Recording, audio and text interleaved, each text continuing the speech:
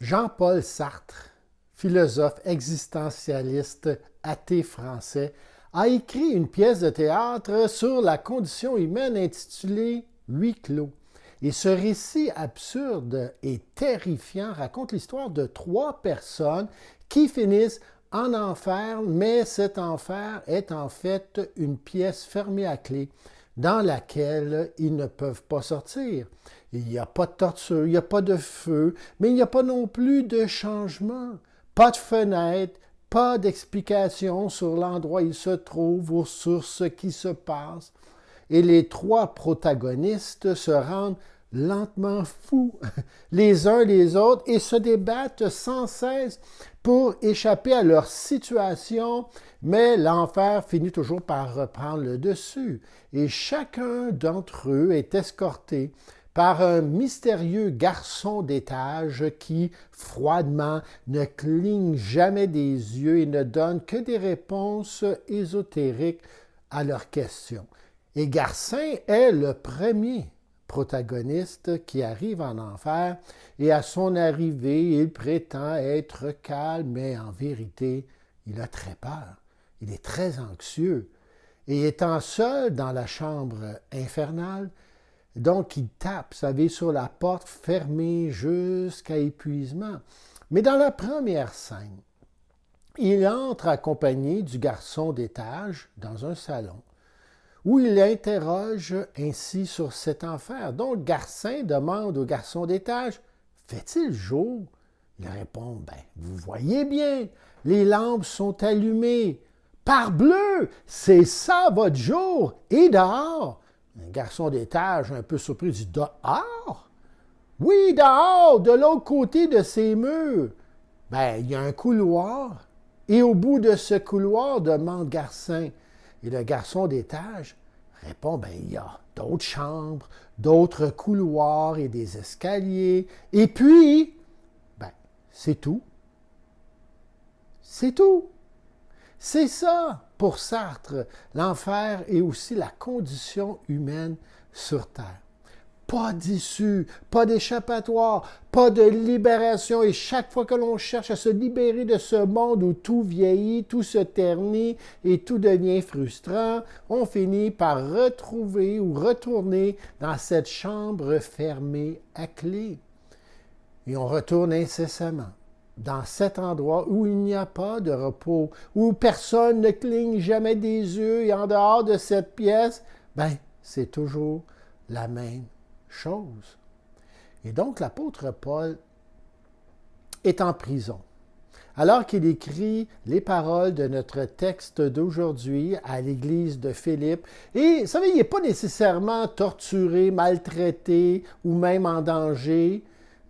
Il a même droit à des visites, mais il ne peut pas partir. Il est retenu prisonnier. Et tout comme la métaphore brutale de Sartre sur la condition humaine, Paul se trouve dans un endroit où sa vie n'est peut-être pas en danger pour l'instant, mais il est privé de sa liberté. Et c'est la même chose, hein, jour après jour, le même confinement. Et c'est ici que Paul écrit ce qu'on a appelé le plus joyeux des livres de la Bible. Et en quelques chapitres, il y a certains des encouragements les plus joyeux de tout le Nouveau Testament, fortifiant une petite communauté désorientée et l'appelant à participer au plan de Dieu au-delà de leurs circonstances actuelles. Je pense encore une fois que la Bible demeure actuelle en ce que la parole de Dieu demeure constamment pertinente pour la condition humaine et ce peu importe les époques et les circonstances, il nous donne de profondes ressources de réflexion et d'encouragement pour nous qui sommes actuellement au milieu de cette pandémie. Examinons donc aujourd'hui 3 points de ce passage et voyons comment on peut apprendre de ce prisonnier Paul qui était, en dépit de toutes les apparences, un homme vraiment libre. Donc, on va parler tout d'abord de cette liberté qu'expérimentait Paul malgré son confinement. On va parler de la vraie citoyenneté qui est quelque chose qui a trait à notre identité. Et bien sûr, d'avoir la bonne perspective, peu importe les circonstances. Tout d'abord, donc, commençons par la véritable liberté que Paul souligne ici, la vraie liberté. Et notre passage commence aujourd'hui au verset 21 du premier chapitre de Philippiens, où Paul déclare « Pour moi, en effet, la vie, c'est le Christ, et la mort est un gain. » Et la terreur de la pièce de Sartre, vous savez, c'est pas que les trois personnages soient torturés, même ennuyés par leurs ravisseurs. Ils n'ont simplement pas leur liberté. Il n'y a pas de répit, pas de soulagement, pas d'échappatoire, aucune libération.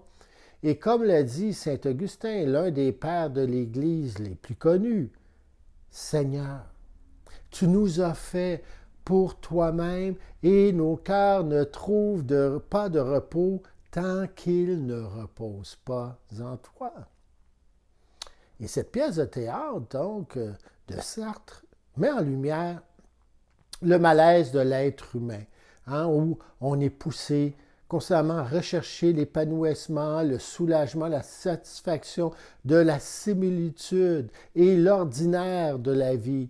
Mais on ne peut jamais le trouver.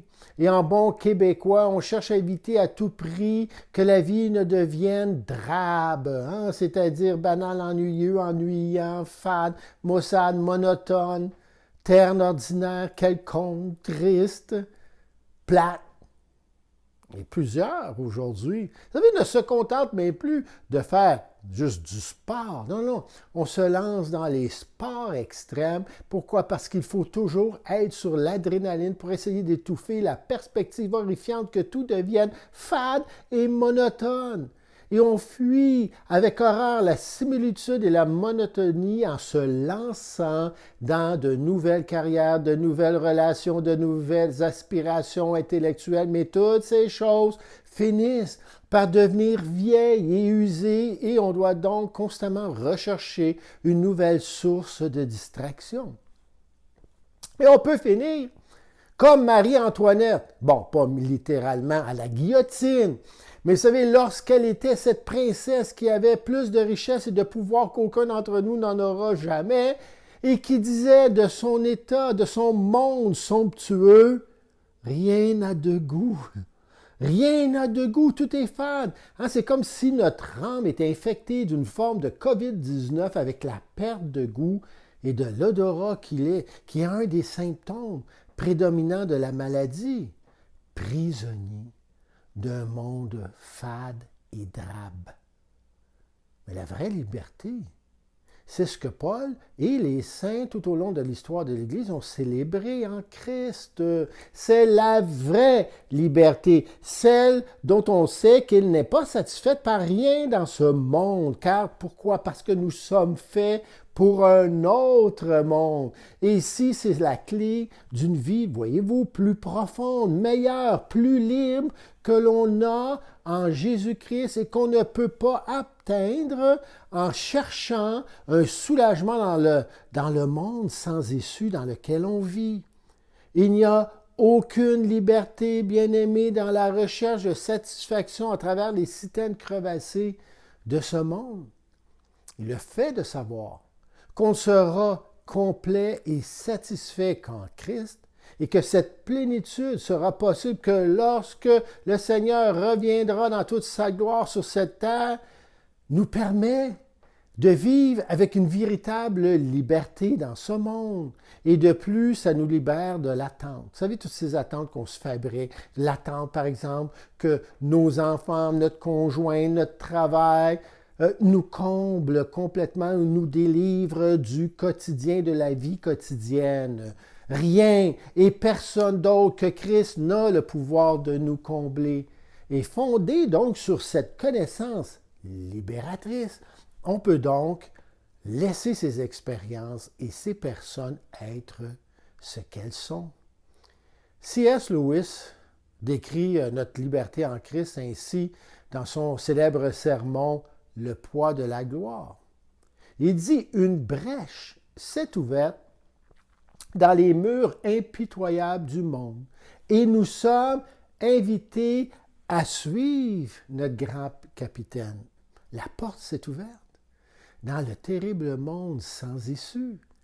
Et on peut donc ici se rappeler ces paroles très appropriées et importantes promesses de notre Seigneur Jésus, où il nous dit dans Jean 6 au verset 36, « Si donc le Fils vous libère, vous serez réellement libre. » Donc Paul, confiné à sa prison, ressent encore plus profondément que jamais ce genre de liberté. Vous savez, il est arrivé à l'endroit où il est complètement libre, même de la peur de la mort, au point où il peut déclarer, pour moi, en effet, la vie c'est le Christ et la mort m'est un gain. Paul est vraiment libre. Et même la mort ne lui inspire aucune crainte et la réelle vie, c'est la compagnie du Seigneur. Et à la fin, comme on va le voir, il est même libre de ses propres désirs. Il veut partir, il veut être avec le Christ, mais il accepte de demeurer dans ce monde. Pourquoi? Pour continuer à servir les autres. Connaissons-nous, bien-aimés, cette liberté? De vivre ainsi, dans la liberté au point que même la mort et la vie ne suscitent aucune crainte. Cette libération de ces couloirs après couloirs sans fenêtre que Sartre décrit, qui donne accès à des chambres après chambres, toujours vides, sombres, sans changement, sans lumière extérieure. Voyez-vous, c'est ce que le monde nous offre. En nous disant qu'une nouvelle relation, un nouveau look, un nouveau voyage, une nouvelle paire de chaussures, une nouvelle bagnole, une nouvelle passion ou une activité vont enfin nous libérer. Mais à chaque fois, on se retrouve dans cette chambre fermée à clé. Et le Christ est la clé, il est la porte, il est le seul qui puisse l'ouvrir et nous donner la vraie liberté. Et tout comme il est le seul qui puisse nous donner notre vraie citoyenneté, qui est le prochain point que Paul aborde dans notre texte aujourd'hui. La question de vraie citoyenneté. Au verset 27, Philippiens 1, verset 27. Quoi qu'il en soit, il écrit « Menez une vie digne de l'évangile du Christ comme en vrai citoyen de son royaume. Ainsi que je vienne vous voir ou que je reste loin de vous, je pourrais apprendre que vous tenez bon, unis par un même esprit, luttant ensemble d'un même cœur pour la foi fondée sur quoi? Sur la bonne nouvelle. » Et pour saisir le point que Paul soulève ici, on doit donc se pencher sur la citoyenneté. Parce qu'il est utile de connaître le contexte dans lequel Paul écrivait à l'époque. Et Philippe était une colonie romaine en Macédoine, une communauté connue pour le nationalisme romain. Et les soldats romains à la retraite représentaient quand même une grande partie de la population, symbole bien sûr de leur pouvoir, et vivaient de leur pension de retraite. Et la citoyenneté romaine, comme on le voit à d'autres endroits dans la vie de Paul, était une commodité recherchée. Et elle signifiait entre autres un meilleur traitement par les soldats, moins d'impôts à payer, d'autres privilèges et des protections. Elle était également universelle, du moins dans le monde antique. Et vous pouviez être un citoyen romain vivant ou habitant temporairement à des centaines de kilomètres de la ville elle-même, et pourtant vos droits de citoyenneté restaient valables. Donc, en raison de son interaction avec les communautés occupées par Rome, Paul utilisait souvent le langage de la citoyenneté. Dans les lettres, que ce soit de Galates, d'Éphésiens, de Colossiens et d'autres, il utilise des métaphores liées à la citoyenneté. Et Paul nous rappelle ici qu'on est citoyen du royaume des cieux, essentiellement une colonie ici sur terre qui attend avec ardeur le retour du véritable empereur, le Seigneur et le roi Jésus. Et Paul souligne clairement ce point un peu plus loin dans cette lettre, donc au chapitre 3. Il écrit dans Philippiens 3, verset 20, « Quant à nous, nous sommes citoyens des cieux et de là, notez de là, nous attendons ardemment la venue du Seigneur Jésus-Christ pour nous sauver.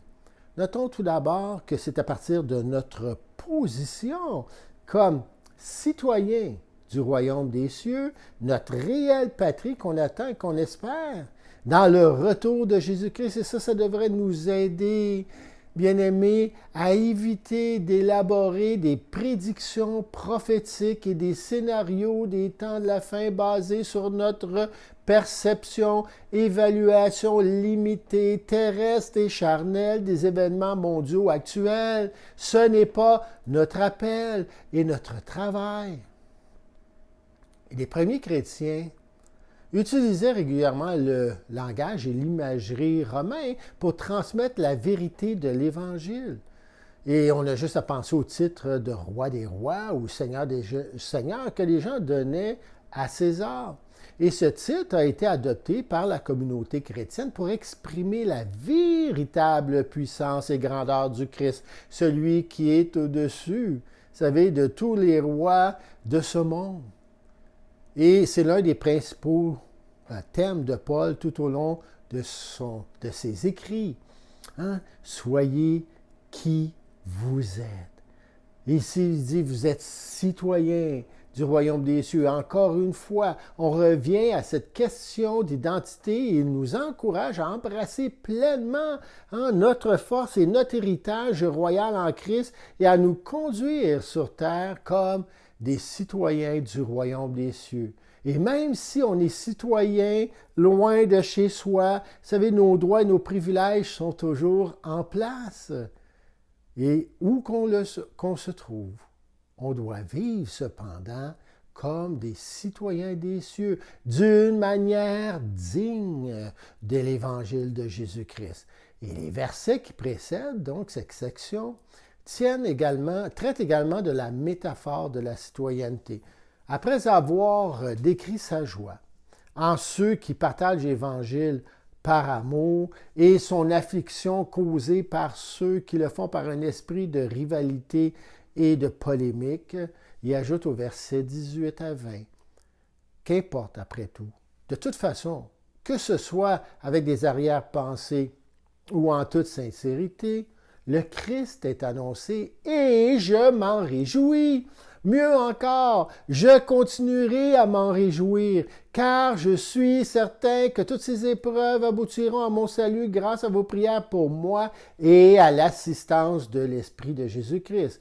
Notez verset 20.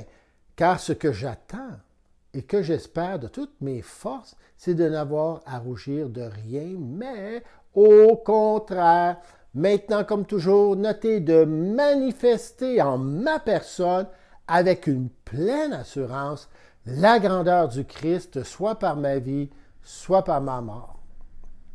Paul dit qu'il espère et désire manifester avec une pleine assurance la grandeur du Christ. C'est ça, c'est une phrase grecque qui parle de la liberté de parole dont jouissent les citoyens.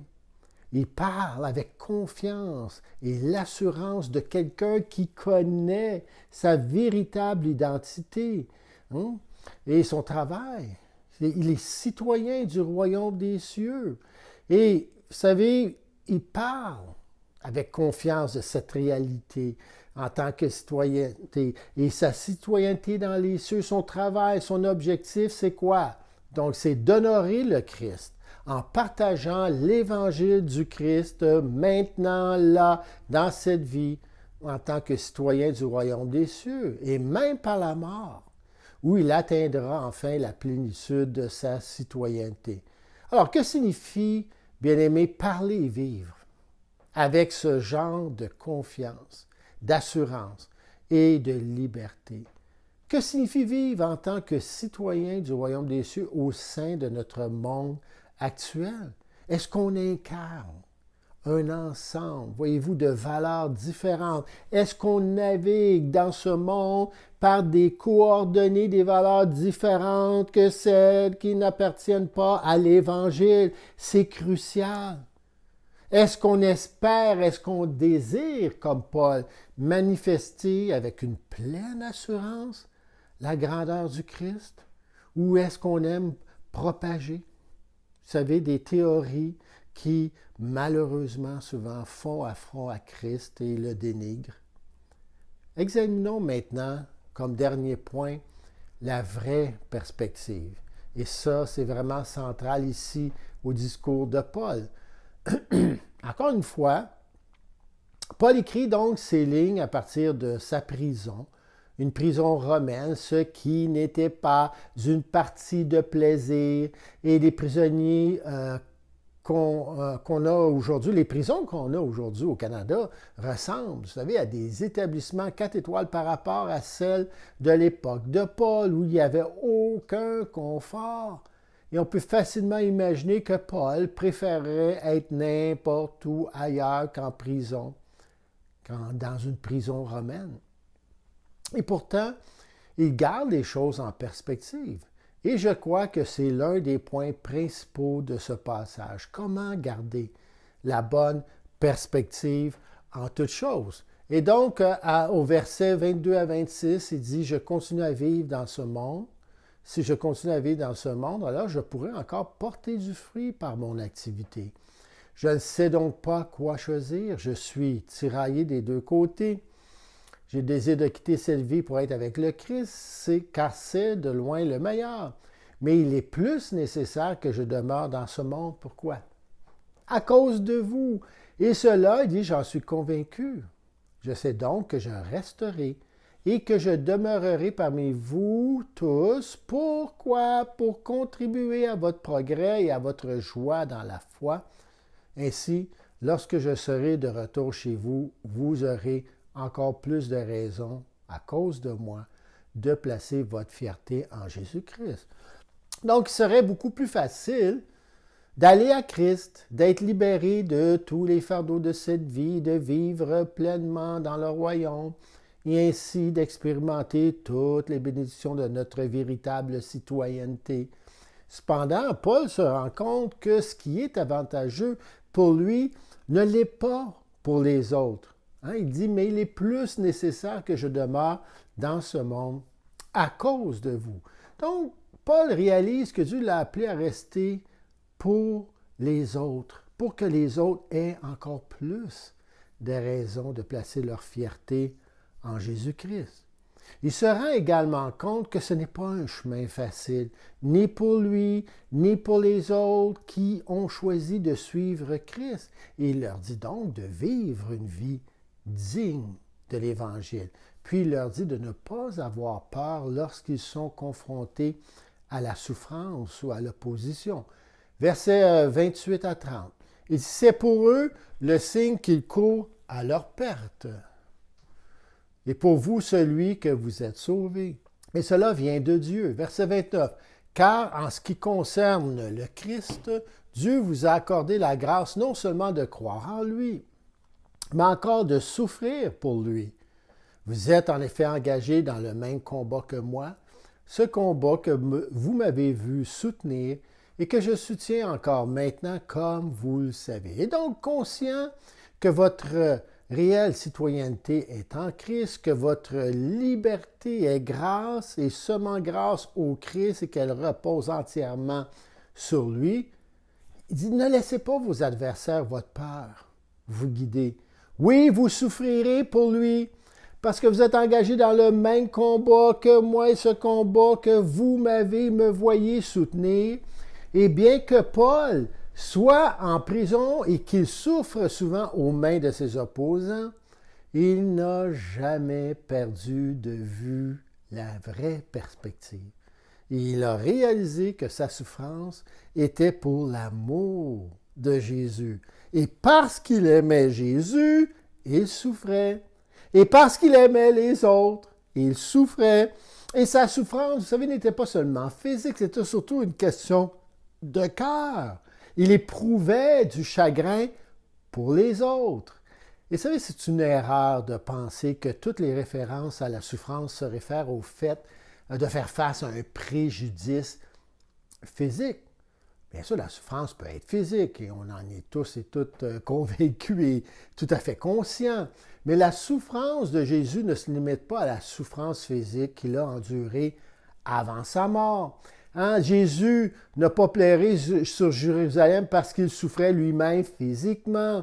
Non, mais parce que son cœur souffrait pour ceux qui l'aimaient. Et il a ressenti de la douleur de la désertion, lorsque les disciples se sont enfuis du jardin de Gethsémani, qu'ils l'ont abandonné, et il s'est affligé du reniement de Pierre. Mais ce n'était pas seulement un chagrin pour lui-même. Vous savez, Jésus n'a jamais perdu la perspective réelle de ce qu'il était venu sur cette terre pour les autres. Pourquoi il était venu? Et il a éprouvé de la peine. Parce qu'il savait, que Pierre se sentirait coupable et honteux.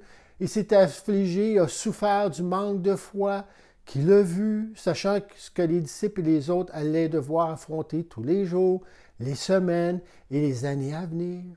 Son cœur était brisé par la condition de perdition qu'il voyait chez les autres. Son cœur était brisé de voir toute cette souffrance et son cœur était brisé envers le fait qu'il voyait les gens qui cherchaient et qui ne trouvaient pas. Et il a souffert. Pourquoi il a souffert? Il a souffert parce qu'il a aimé.